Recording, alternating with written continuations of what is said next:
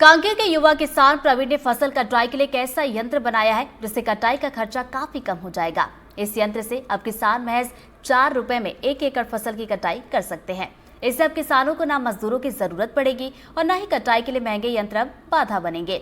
युवा किसान प्रवीण ने मैकेनिकल इंजीनियरिंग की पढ़ाई की है और पढ़ाई पूरी होने के बाद उन्होंने एक वर्कशॉप भी बनाई है जहाँ पर वो तरह तरह के उपकरण बनाते हैं।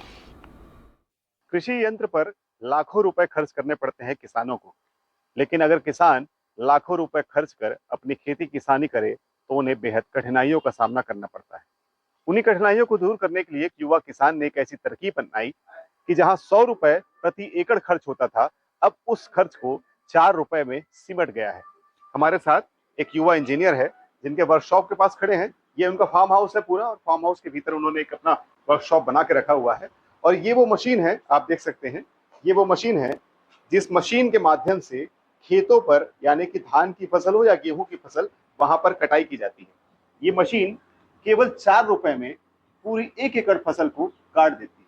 जिस मशीन को इसके पहले जो मशीन थी उसमें हमेशा खर्च ये होता था कि 100 रुपए प्रति एकड़ होते थे, लेकिन अब ये मशीन बनने के बाद 4 रुपए प्रति एकड़ तक सिमट गई है। और हमारे साथ युवा किसान, या यूं कहें कि ये युवा इंजीनियर भी है क्योंकि इन्होंने मैकेनिकल की पढ़ाई की है। इन्हीं से बात करते हैं। आपका नाम? मेरा नाम प्रवीण देहारी है। अच्छा, ये बताइए, आप एक युवा किसान भी है, युवा इंजीनियर है, आखिर कैसे शुरुआत हुई?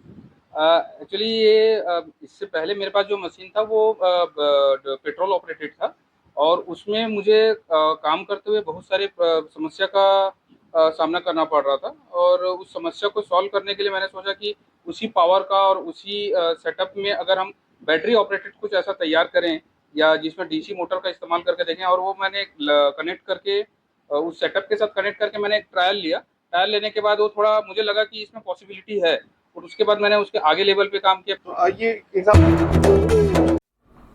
इधर भारत पाकिस्तान के बीच तनाव को लेकर तुर्की ने खुलकर पाकिस्तान का साथ देते हुए भारत विरोधी रुख अपनाया है।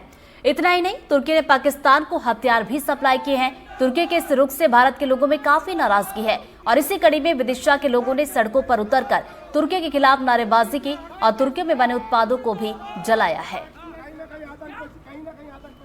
हमारे राष्ट्र के खिलाफ जो भी लोग षड्यंत्र रच रहे हैं या राष्ट्र के दुश्मनों के सहयोग कर रहे हैं, जिसको हमने दूध पिलाया, ऐसे सांप को हमने जब दूध पिलाया तो वो हमें ही डसने के लिए आ रहा है, और जब डसने के लिए आएगा तो हमें फन को चलना आसानी से आता है। हमारे देश की सेना ने मुंह तोड़ जवाब दिया है पाकिस्तान को, और पाकिस्तान आज घुटने के बाद आ चुका है। ऐसे ही तुर्की का हमने बहिष्कार किया है।